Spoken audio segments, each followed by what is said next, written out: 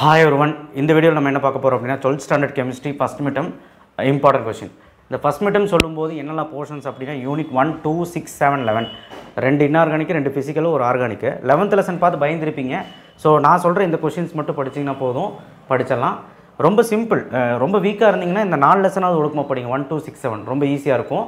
And நம்ம சேனலுக்கு முதல் முறையாக இருந்தால் சப்ஸ்கிரைப் பண்ணலாம் பண்ணுங்கள். கீழே இந்த பெல் ஐக்கனை கிளிக் பண்ணி வாட்ஸ்அப் சேனல் லிங்க்கில் வந்து ஜாயின் பண்ணுங்கள். அண்ட் வீடியோக்கு லைக் போட்டிங்கன்னா நிறைய பேருக்கு போய் சேரும். ஸோ கடகடன்னு சொல்லிடலாமா?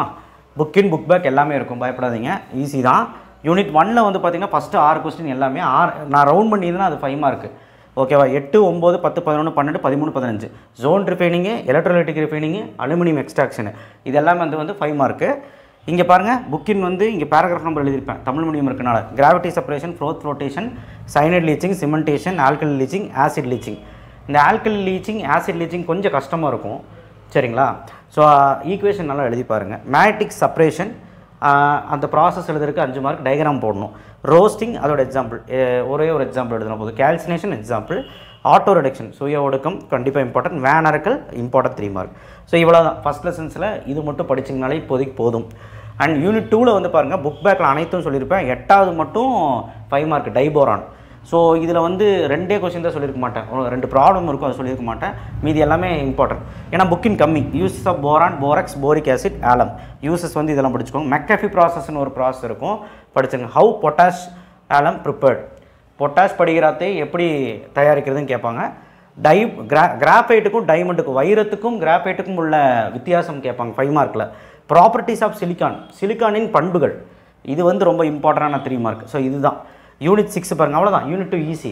யூனிட் 6 பாருங்கள், புக் பேக்கில் இந்த ரவுண்ட் பண்ணதெல்லாம் 5 மார்க்கு. ஷார்ட் கீ ஃப்ரண்ட்கள் ஒட்டுக்கா 5 மார்க்கில் கேட்பாங்க.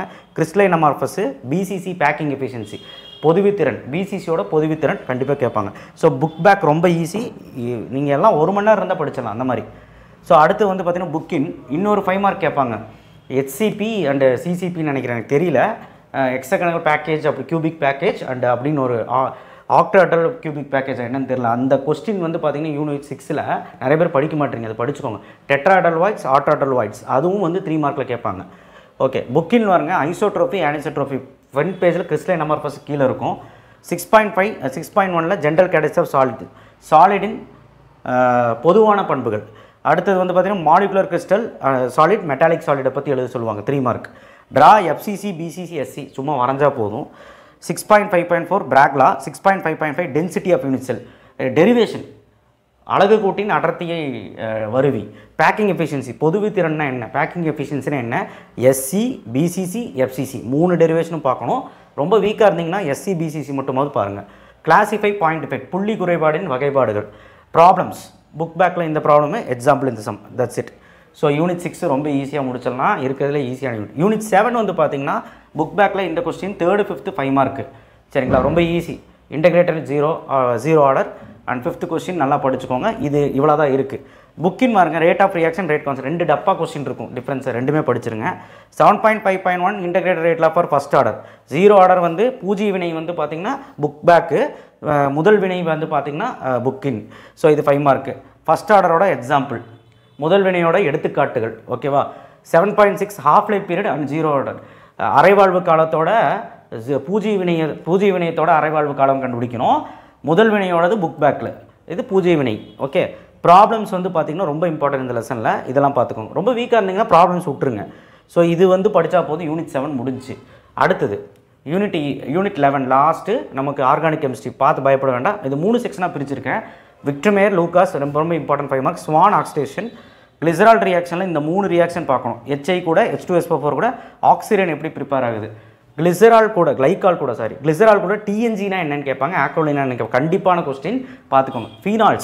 ஃபீனால்ஸில் வந்து டவுஸு, குமைன் ரெண்டுமே வந்து பார்த்திங்கன்னா புக் பேக்கில் வேறு மாதிரி இருக்கும். ஐசோப்ரோபில் பென்சின் இருக்கும் அண்ட் குளோரோபென்சின் இருக்கும். இது எப்படி தயாரிக்கிறது ஃபீனால்ஸ்லேருந்து அப்படின்னு கேட்பாங்க. ஸோ புக் பேக் மாதிரியே கேட்பாங்க. ஷார்ட் அண்ட் பாமன் படிச்சுக்கோங்க. Williamson ether synthesis very very important. Picric acid எப்படி ப்ரிப்பேர் ஆகுது, Kolbe's reaction, Reimer Tiemann, phthalein fusion, coupling reaction. இந்த ரியாக்ஷனில் ஒரு பிரச்சனை இருக்குது, சில டைம் ப்ராடக்ட் நேமை கேட்டு கேட்பாங்க. இப்போ பி அசோ ஹைட்ராக்சி பென்சின் அப்படின்னு சொல்லிட்டு கப்ளிங் ரியாக்ஷனோட ப்ராடக்ட் எப்படி பி ஐசோ ஹைட்ராக்சி பென்சின் எப்படி ப்ரிப்பேர் ஆகுதுன்னு கேட்பாங்க. அதே மாதிரி தாலின் ஃபியூஷனில் ஃபினாப்திலின் எப்படி ப்ரிப்பேர் ஆகுதுன்னு கேட்பாங்க. அப்படின்னா தாலின் ஃபியூஷன் நீ புரிஞ்சுக்கணும். அப்படி தான் கேட்போம் சரிங்களா. ஃபீனால்ஸ்லேருந்து கொஸ்டின் வரும். Test for phenol alcohol, use of phenol. So இது படிச்சுக்கோங்க. ஈத்தர்ஸில் ஜென்ரல் மெத்தட் ஆஃப் ஈத்தர், பொதுவான தயாரித்தல் முறை. ஈத்தரோட ஏதோ 2 மெத்தட் தயாரிப்பு முறை வந்து படிச்சுக்கோங்க. ஆட்டோ ஆக்சிடேஷன் ஈத்தர் சரிங்களா, அதாவது சுய ஆக்சிஜனேட்டர், ஈத்தர்களின் சுய ஆக்சிஜனேட்டரும். ஸோ கண்டிப்பாக இது படிக்கணும். இதில் ஒரே ஒரு ஈக்குவேஷன் தான். ஃபீடால் கிராஃப்ட்டில் 2 ஈக்குவேஷன் இருக்குது, படிச்சுக்கோங்க. யூசஸ் ஆஃப் டைஎத்தில் ஈத்தர்ஸ், அதில் அனிசோலும் இருக்குது. எல்லாத்துலேயும் ஒரு 2 யூசஸ் படிச்சுக்கோங்க. ஸோ இதுதான், நீங்கள் புக் பேக்கெலாம் படிக்கணும் அவசியம் இல்லை. யூனிட் லெவலில் இது மட்டும் படித்தா போதும். ஸோ மொத்தத்தில் கெமிஸ்ட்ரியில் இது மட்டும் படித்தாலே கண்டிப்பாக நம்மளால் மிட் டர்ம் எக்ஸாம் பொறுத்த வரைக்கும் நல்லபடியாக பண்ணலாம். இப்போதைக்கு பாதியாக படித்தா தான் கோட்டையில் ஈஸியாக எழுத முடியும். ஸோ இப்போதைக்கு நல்லபடியாக படிச்சுக்கோங்க. 11th லெசன்லாம் அவ்வளோ கஷ்டம் கிடையாது.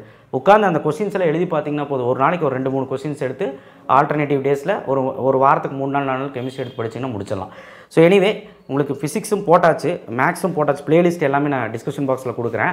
அண்ட் இது வந்து கெமிஸ்ட்ரி, பயாலஜிக்கு நான் நாளைக்கு போட்டுறேன். 11th ஸ்டாண்டர்ட் பயப்படாதீங்க, அவங்களுக்கும் போட்டுறேன். தேங்க்யூ.